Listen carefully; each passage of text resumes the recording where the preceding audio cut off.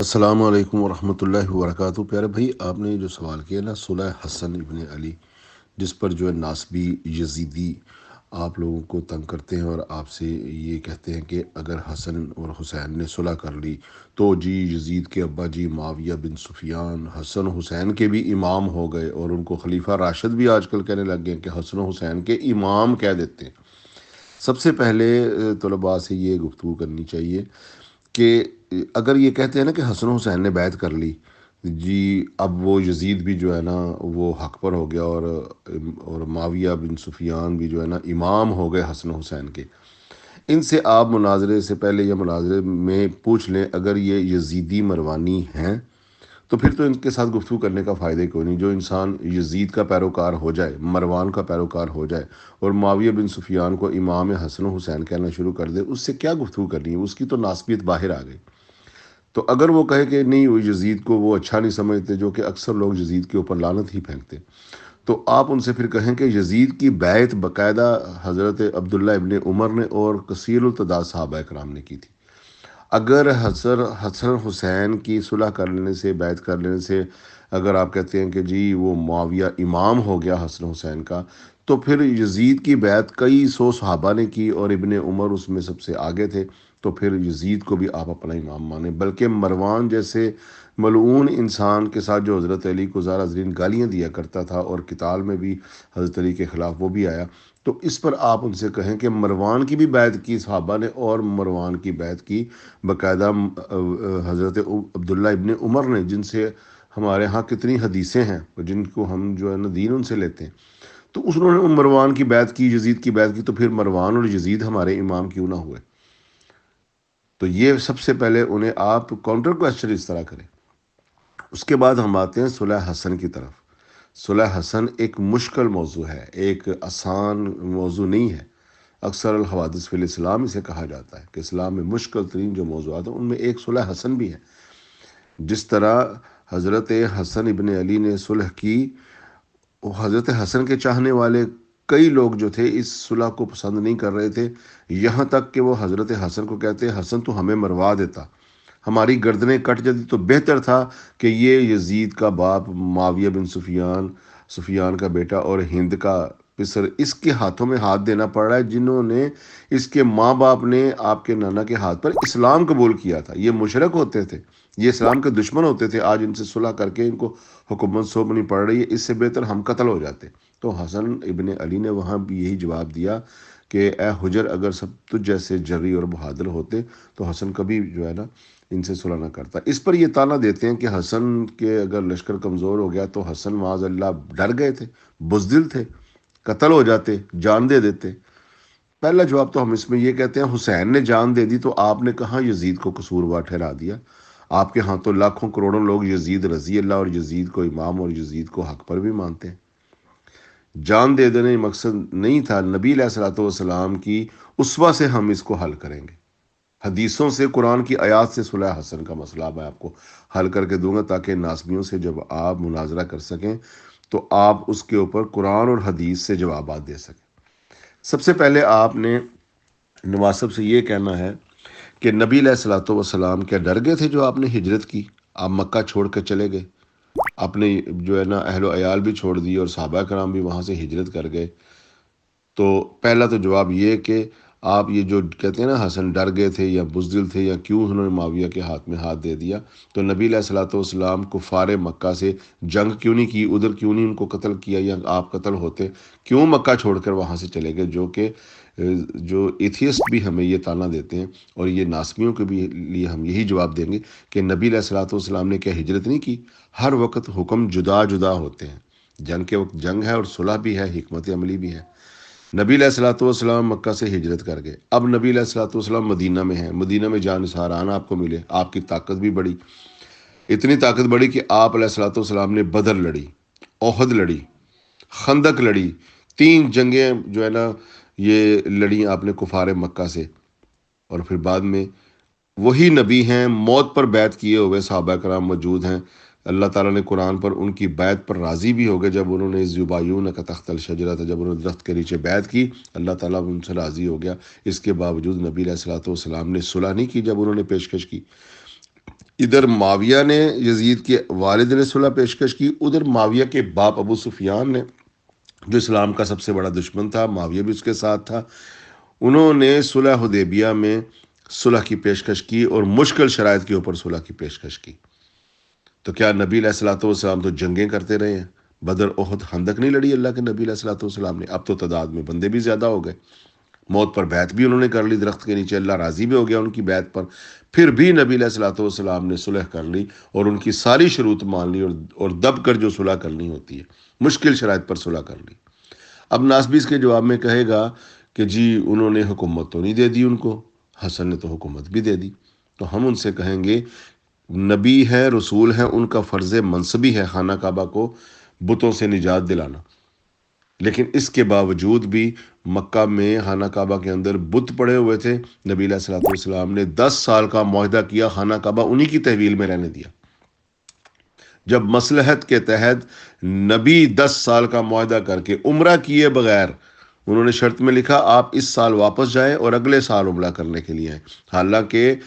عالم جہالیت میں بھی دشمن کو بھی خانہ کعبہ میں کے اندر آنے سے نہیں روکا جاتا تھا۔ یہ بہت معیوب سمجھا جاتا تھا کہ کسی کو اللہ کے گھر کی زیارت سے روک دیا جائے۔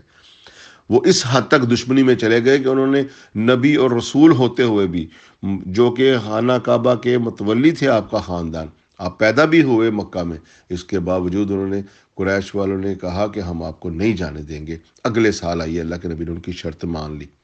صحابہ کرام اضطراب میں مبتلا ہو گئے کہ کیسے حرام باندھا ہوا ہے اور ہم جو ہے نا جانور کو ساتھ لے کر آئے اور یہ ہمیں واپس جانے کے لیے کہہ رہے ہیں۔ بغیر عمرہ کیے نبی علیہ الصلوۃ والسلام واپس چلے گئے۔ خانہ کعبہ ان کے تسلط میں نبی علیہ الصلوۃ والسلام نے دیا۔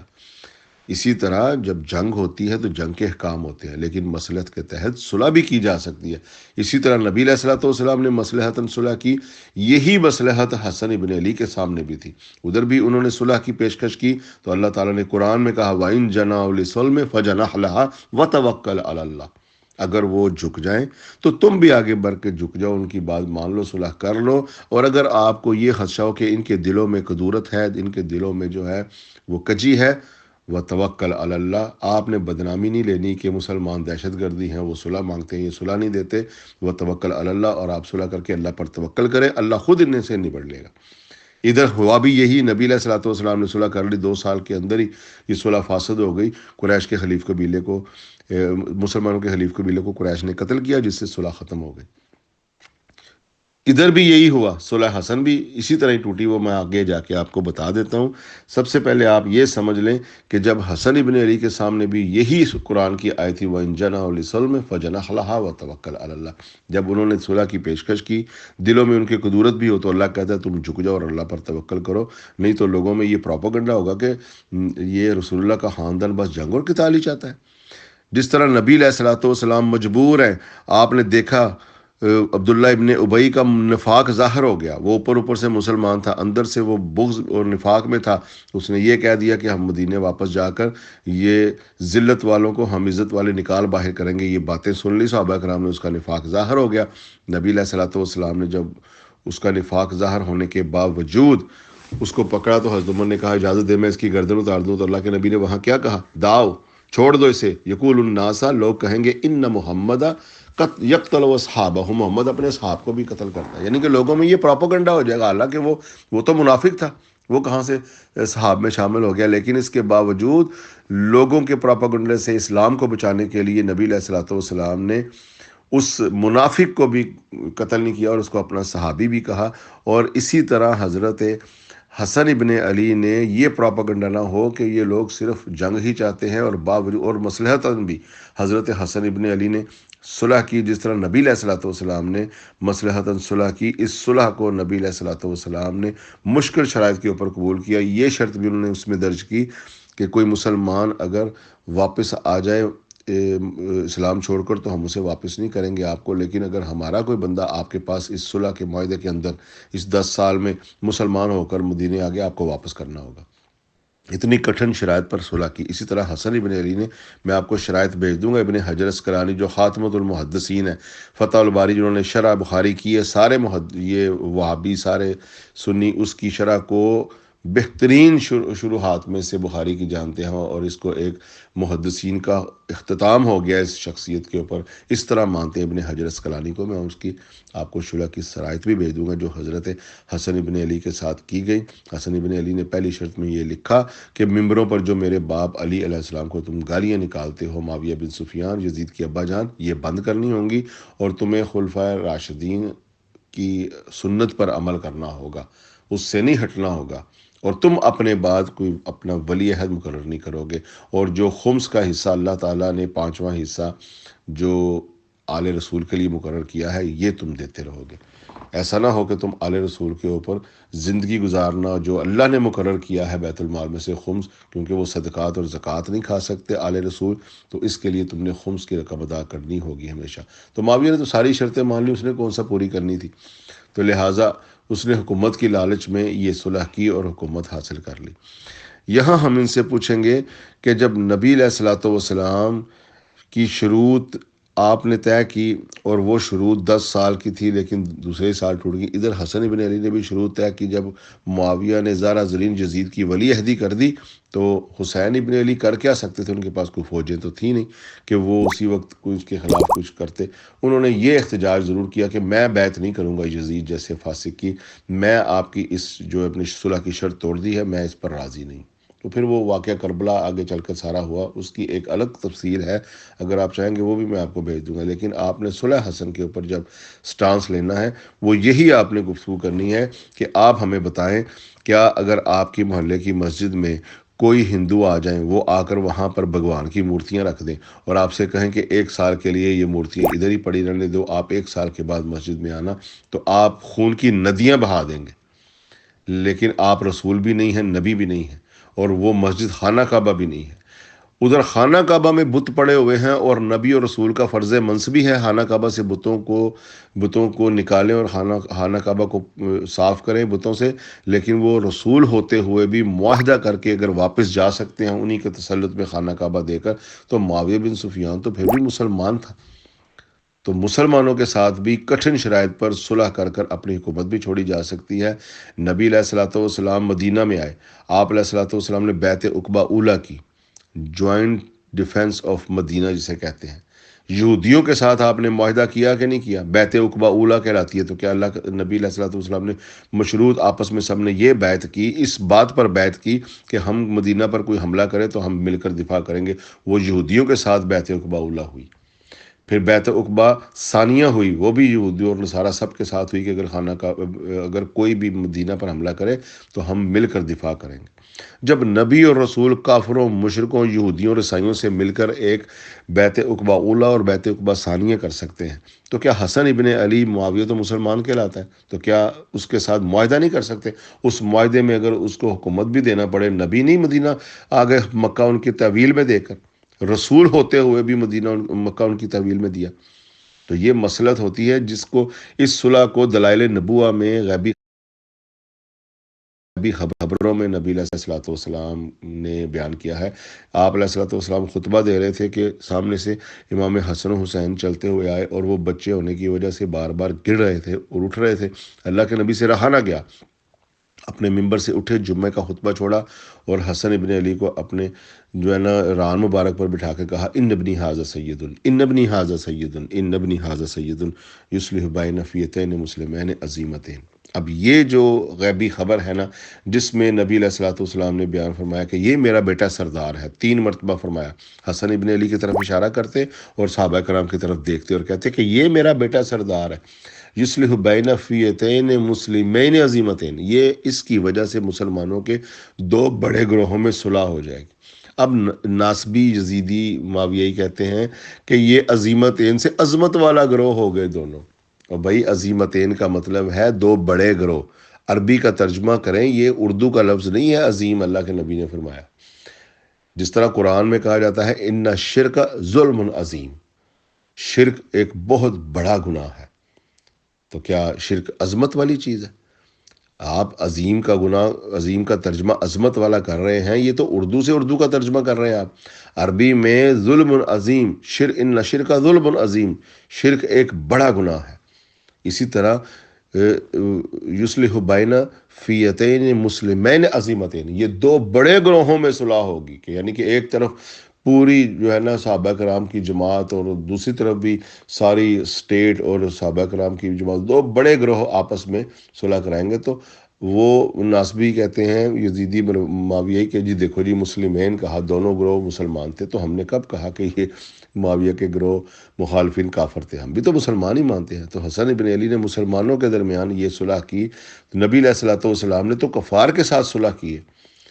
صلح کرنا یہ نبیوں کا، رسولوں کا شیوا ہے، جنگیں لڑنے کے باوجود۔ ادھر حضرت حسن ابن علی نے اپنے والد علی ابن ابی طالب کے ساتھ مل کر جنگ جمل لڑی، جنگ صفین لڑی،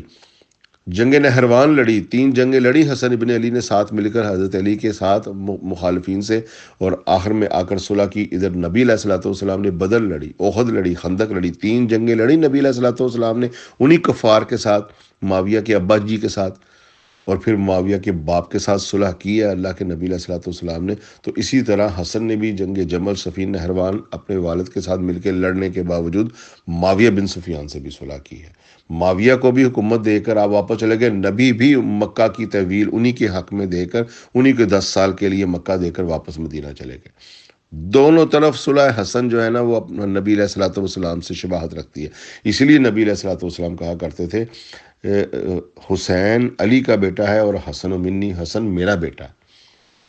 یعنی کہ دونوں کی سیرت، دونوں کی صورت، دونوں کے کردار میں اتنی مماثلت ہے کہ نبی علیہ الصلوۃ والسلام کے ساتھ ہو بخو آپ کا چہرہ مبارک بھی ملتا تھا، جسم مبارک بھی آپ سے مشابہت رکھتا تھا۔ یہاں تک کہ صحابہ کرام یہ کہتے تھے کہ جب ہم نبی علیہ الصلوۃ والسلام سے اداس ہو جاتے تو ہم حسن ابن علی کی زیارت کیا کرتے۔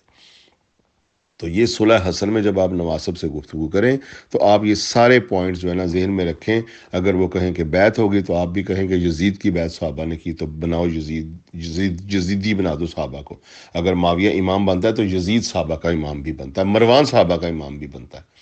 اس طرح آپ مناظرے میں ان کو ہینڈل کریں، اور اس کے حوالہ جات میں آپ کو جو ہے نا الگ سے بھیج دیتا ہوں۔ انشاءاللہ کوئی اس کے بارے میں اور سوال ہو تو آپ جو ہے نا میرے پی ایم میں مجھے سوال بھیج دینا۔ السلام علیکم ورحمۃ اللہ۔